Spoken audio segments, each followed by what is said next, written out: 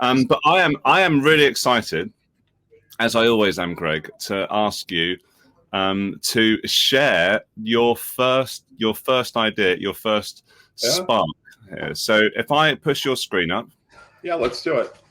So one of the first ideas I would like to share is the ability for teachers to actually build a library of comments that they can reuse over and over and over again. So I remember, and John, you probably remember this as well. As a history teacher, there are often comments that I would make, repeated comments about the construction of a thesis statement or the way that a student might have embedded evidence and a quotation into their research or writing. So these kinds of things, instead of having to say them over and over, we can simply build a library using the Mote book. And then what we can do is reuse those comments. Now, my favorite strategy to do this, if you'll notice here, I have a Google Doc open and I have, called it Building My Mote Book Library. If I know, maybe after reading the first one or two essays, or maybe on the second or third assignment, where if I know the kinds of feedback that I'll likely be providing, here's a technique that could be very viable. I just wrote reusable comment 1, 2, 3. These are placeholders. You might say something like, thesis statement, or this one might be embedding research, like whatever you might put here. Now here's the technique. I'm gonna stick with the reusable comment 1, 2, and 3. I think for mine, Greg. So, there we go. Yeah. So here's my technique. I'm simply going to highlight, this element right here, this bit of text. I'm going to add a comment and just simply record my voice. Now, this would be me creating that reusable comment. What I would make sure that I don't do is mention the student's name, mention any specifics about their thesis statement, just the idea of, hey, I noticed that you may have missed this one requirement or technique or strategy. You might want to revisit our overview video, right? So the things that I might want them to do based on this. When I'm done, I'll simply hit done like we always do when we're leaving a comment in a Google Doc. Now, here's the technique. Tap on the pencil to edit this. Give it a moment. And now this would be me. There's the comment that we left. And here's the strategy. Save as. And what I'll call this is thesis feedback. That's it. Now that has been saved. And I can do that again and again and again. Now, how do we kind of pull those up and use them, right? So now imagine that I'm opening a student's document, right? So here's student writing and thesis statement, and I'm reading through that and going, oh gosh, I really need to give that same bit of feedback. I'll simply highlight where they have their requirement for feedback, go to add my comment. Instead of tapping the Mote icon, notice we get this little pop-up that says click to hold to access your Mote book. I'll tap and hold. We got this pop-up, and there's my thesis feedback that I've already created, and I can simply tap on that, hit comment, and now that same comment that I made before, that generic comment, has been added. The beauty of this as well is we can use this across all platforms. So if you wanted to drop that in a Google Classroom comment, you absolutely can. If you wanted to build up your library of comments with the Mote book and use them in Google Slides, you can do that as well. So just a really kind of efficient way to build up your library and reuse them over and over. That is brilliant, Greg. That's a really good use of. So Greg was using something called the Mote book there. Just for everyone to keep in mind that there is a difference between the Mote book and the Mote pad. The Mote book is where you save your Motes to that you might want to reuse. The Mote pad is effectively what you can, or the tool that you can use. You can access it through the extension. You just tap on it, and then you can record a voice note anywhere on the internet. And just in case people aren't familiar, Greg, could you just describe like maybe one or two of the differences between or instances that you might want to use Motebook as opposed to Google Classroom's comment bank? Oh, you mean in terms of like in a student's assignment and leaving comments? Precisely. Yeah, I mean, the Google Classroom comment bank is fantastic for the text comments that you've built out. But the idea here is that when you're in Google Classroom and you're opening up the student's work, now you can give them like that more kind of personalized, targeted, even we've talked about this, like, for the amount of time that it takes for me to build my library of audio comments, it will be longer, more thorough, more targeted than what I can do with text. So that would be like a perfect reason in that instance to go with the Notebook strategy when you're evaluating student work in Google Classroom. Yeah, and you also touched upon one other benefit of using Notebook. That was the thing with Notebook is you haven't got to be using it within Google Classroom. Just as Greg's doing here, you can use Notebook straight into a Google Doc. Whereas with Google Classroom's comment bank, the clue is in the title. It is Google Classroom's comment bank, and you actually cannot use them anywhere else. So Thank you, awesome. So that was Greg's master tip. Number one. Greg, are you able to you can reshare? Yeah, we can. Let me get another one pulled up. We have another tip now. We're going to jump over to what might be I don't know, one of the most, I would say, John, maybe the most requested features that Mote was experiencing early on, and it was to get Mote audio in Google Forms. So it's here. You're right. You're absolutely right. Yeah, voice notes into Forms is a big win. Yeah, so it's here. So now let's look at two kind of creative ways to use it. So one technique that I really like to take advantage of, especially when maybe you're creating independent work for students to engage with, and you want to make sure that they're thoroughly listening to the audio that you've added. And there's a technique of using response validation on a question. So what that basically means is for the student to advance from one question or one section to the next, they have to enter in the correct keyword or key number or key phrase. So what I'll demo here is the process of, I'm in my Google form and I want the students to listen to my audio. So listen to my audio all the way through. Maybe I'm giving directions, I'm giving them an introduction, I'm teaching or explaining an idea, and I really want to make sure that while they're working independently, they listen to this. So what I'm going to do is change the question type to short answer. I'll make it required, right? I don't want them to be able to bypass it. I will record my audio now.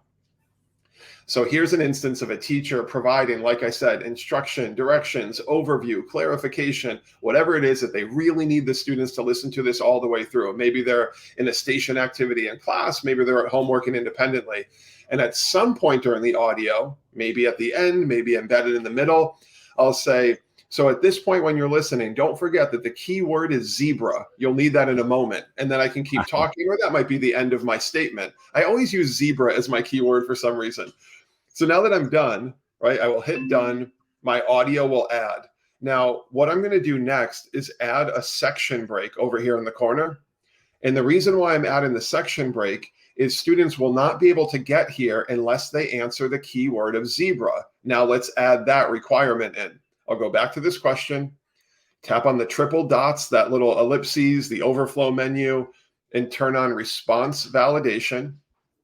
And now I get to decide, what am I going to require? In this case, I'm going to require text. The text must contain, right? And I'll do the word, zebra. And I will say, if they get it wrong, please listen back, and all lowercase, maybe as my little hint to them. So now let's take a look and see what this looks like. I'll go to the student view. And give me 1 second to get that shared over. Hold on 1 second, John. Let's get that tab pulled up.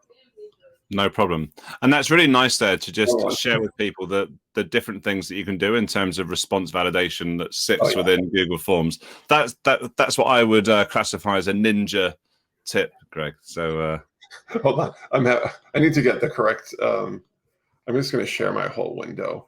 No problem. Enough of this tab nonsense. Yeah, so just in case people haven't seen that before, like there is a possibility when you're setting up your Google Forms to use what you would call response validation, and then you can do everything from like some default responses. So you can insist upon something being an appropriately formatted email address, and if you're feeling super confident and you wanted to go the extra mile, then you can use something called regular expressions or regex to really level up your Google Form ninja game. Now we're getting to the Command K category, John. So I appreciate you sharing. Word. All right. So imagine the student comes here and they're like, oh, I don't really feel like listening. And what's the key answer? And I don't know, they put magic word and they try to enter through and it says, please listen back, all lowercase. So now I'm listening So here's an instance of it. And they don't know where the keyword is. They have to listen. They hear the keyword. They go, oh, the keyword is zebra. And they hit next. And now they're brought to the next section of the form, which would lead you to the activity, the question, the reading passage, whatever you want them to focus on in that kind of aspect of the activity. So that was hack number 1. Are we ready for hack number 2? We were all born ready. I'm sure I can speak on behalf of everyone in the Mote teacher group, Greg. We are all ready, and that was a brilliant hack. I love that, and I know now that if I'm ever trying to hack into any of your accounts, Greg, that I should go for zebra, as I would say, as my keyword. Zebra 123. I'm sure it is. Okay, so here we go. Now, if you're also using Google Forms and you want to have students engage with a longer listening activity, maybe you have more than 90 seconds of audio, or you'd like to kind of segment your audio into part 1, part 2, part 3, as to not overwhelm the student with 90 seconds straight of audio. Here's another really helpful technique. I will call this audio portion 1. I will leave this as multiple choice, make it required, and then record my voice. So here's an example of a teacher leaving audio as a component of a longer listening activity where they want to segment it out into smaller parts. The other thing you can do here is if you want students to use Google Forms as a storytelling environment, they can now tell their audio story as a multiple choice question. And then what we'll do is, instead of putting option 1, we will simply put click here to continue in the story, or click here to move to audio portion 2, right? So we will hit done, and I will just put an option here, click here to continue in the story. And then if we would like to, and I think this might be a good fit, do this as a section break, so we won't see the next section until you click through. So we'll do a section break, and then we'll call this audio section 2.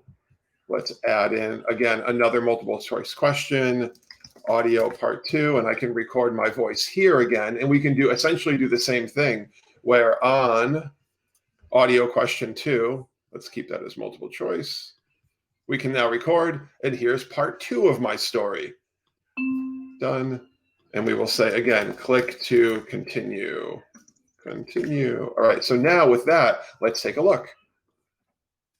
So the student lands here. And again, there's no requirement. They don't have to listen through the whole thing, but it's about building this kind of extended experience. So they listen. Here's an example of a teacher. And they're done, and they go, okay, I'm ready to continue on with the story. Click and hit next. And now we're brought to audio part 2. They can listen, click to continue through. And again, like in these segments or these sections, I could have audio and then maybe have an accompanying image for them to like look at an image and analyze an image with my guidance, or a screenshot of a reading passage, and all of that can be added with the add image icon. So a lot of flexibility with how you might use that kind of extend your story idea. Yeah, I love it. Greg, I think, like, I can see there's a couple of comments there, like that these tips are just so good. And just want to make everyone clear that they're not only living within the Facebook group here. We're taking these videos and putting them onto Facebook. We're going to chop them up. We'll put them onto YouTube, I should say. We're also going to try and chop them up and to share them as sort of more chunked material that you would very easily be able to share with colleagues. But we've also got something called the Learning Hub. So if you head over to learn.mote.com, then you will see that there's an increasing bank of resources. The majority have been created by Greg. So if you want to join Greg in the creation of these wonderful resources, please just drop a comment in. We would love to share any and all of your resources, because we know that sometimes when you see what another teacher is doing in their class, even if it's an entirely different subject, sometimes it just, flicks that little switch, and before you know it, you'll be doing wonderful things with Mote and with audio in your class too. So yeah, Greg's just on the Learning Hub here. So learn.mote.com. Just jump over there. We are soon going to be adding things like filters to the site, just to make it slightly easier to navigate. And should also give a shout out to Paola from Slides Mania for contributing a couple of great resources there. And don't tell anyone, but we're hopeful of maybe 1 or 2 more coming soon. But okay. So Greg, do you know what would be great? Do you know what I love? I love playing bingo. Um, do you by any chance have any way like? But I'm really worried that over the summer months it just isn't going to be possible. It is. Believe it or not, it's going to be possible to play bingo. Oh wow! I thought we were going to be closing just at that very point, but No, it sounds like. Should we give folks a sneak peek at what this might look Wow. like? Let's do it. Let's do it. So yeah. So if you're ready to share, Greg, I will share your screen. So I should say that we of course all do love a game of bingo. That is a staple of any decent class across the world. That you have to have some sort of bingo game. So what Greg has done and what Greg has been working on is this. Now, would you like to speak to this, Greg, just so we can get a sort of grip on what it is, what exactly it is that you've been creating? Yeah, absolutely. So just a fun kind of activities to stay connected with Mote over the summer, possibly even kind of practice some new techniques or strategies in Mote that you weren't even aware of, or connect with us in different ways. So I think what we're going to be doing is posting this early next week, maybe Monday morning. We'll get this posted onto our social platforms. And all you'll have to do is on your phone is just save the image, and then you can mark it up as you're playing. So we have all sorts of ideas like using STEM mode or saving audio to your Mote book. And we have all sorts of ideas here, looking at the really thorough weathers report on the quality of audio as a feedback tool. So this will be posted and you'll get to play along. And we encourage you to kind of check off or mark up or annotate your bingo card as you're playing, and then post that onto socials and tag the Mote Twitter or Instagram, or post it to the Facebook group if you'd like to, so we can see how you're learning to kind of explore and use Mote in new ways over the summer. This is great. And I should add as well is that just like with all good games, we are working on good prizes. So watch this space both for the launch of the Mote bingo activity, and also like there will be some very healthy prizes because this is quite the grid to be completing here. But perhaps it could be like a little selfie with a pop-up PD happening in the background. So you'd have to keep your eyes peeled and your notifications on to the Mote Teachers group, which I'm sure you all have anyway, right? So so that would just be an easy one to do. Right, Greg. So yeah, thank you so much for sharing that. That is all that we were going to share in terms of tips and tricks today. We mentioned right at the start about being celebrating our recent entry to become a Google for Education partner, which is great. That we've also asked very recently to the Facebook group. We'd love to know if you are going to be attending or presenting at any conferences, either face-to-face or virtual. Doesn't just have to be over the summer, but over the next coming weeks and months, because we'd love to find out about that and to see if there might be any ways that we could perhaps even meet you in person, but also see if there are any ways that we can maybe support you if you were going to have Mote as part of a presentation, maybe who knows, maybe with some stickers or other sorts of swag. But we would definitely do our best, and we'd love to know, because just like you, we are learning all the time. So thank you in advance for your input there. So I think that's all for today, Greg. I believe so. We'll have to come up with some new brilliant ideas for our next pop-up PD. Well, yeah, I know from previous conversations, Greg, that there's something that you're working on, which I'm very excited to see. And with Greg, I'm sure that one thing will turn into about 10 more brilliant pieces of work. So I cannot wait. But until the next pop-up PD, we will see you soon and wish you well. Hope you have a wonderful weekend, and don't forget to keep on moting. Thanks, everyone. See you, John. Okay. Cheers. Bye.